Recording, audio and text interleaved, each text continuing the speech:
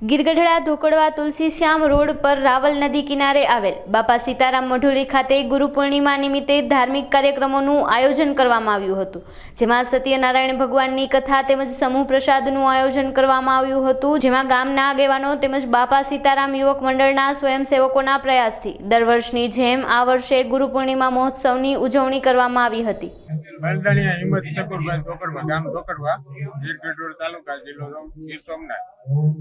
આ ધોકડવા ગામ છે, ગીરગઢડા તાલુકાનું ધોકડવા ગામમાં આવેલ છે। તુલસીશ્યામ રોડ બાપા સીતારામ મઢોલી અને આજથી 15 વર્ષથી ગુરુ પૂનમ નિમિત્તે મહાપ્રસાદનું આયોજન કરેલું હોય। દર ગુરુ પૂનમ ઉજવીએ છીએ અને લોકો જમે છે, ગામ જમે છે, આજુબાજુના ગામના વ્યક્તિઓ આવે છે, બહુ લોકોનો સપોર્ટ છે। સાથ સહકારથી ગામના નાગરિકો છે, વડીલો છે, યુવા છે, બધા મિત્રો વડીલો સાથ સેવા સહકારથી આયોજન કરીએ છીએ અને લોકોને જમાડીએ છીએ। 2200 માણસ જમે છે દર ગુરુ પૂનમે। ગામ ધોકડવા બાપા સીતારામ મંડળ સ્વયંસેવકોને સાથ સહકારથી બધાનો સપોર્ટ સારો છે ને ગામનો પણ સપોર્ટ સારો છે ને બાપા સીતારામની ગુરુ પૂનમ પણ ઉજવીએ છીએ ને આજથી 15 વર્ષ પહેલાથી શરૂઆત થઈ છે, એની માટે ઉજવતા આવી છે ને ગામનો સપોર્ટ બહુ સારો છે ને અહીંયા 2200 માણસ જમે છે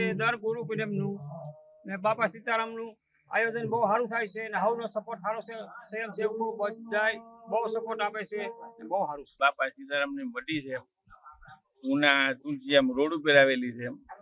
અહીંયા સ્વયંસેવકોનો બહુ સારો સહકાર છે, ગામનો બહુ સારો સહકાર છે।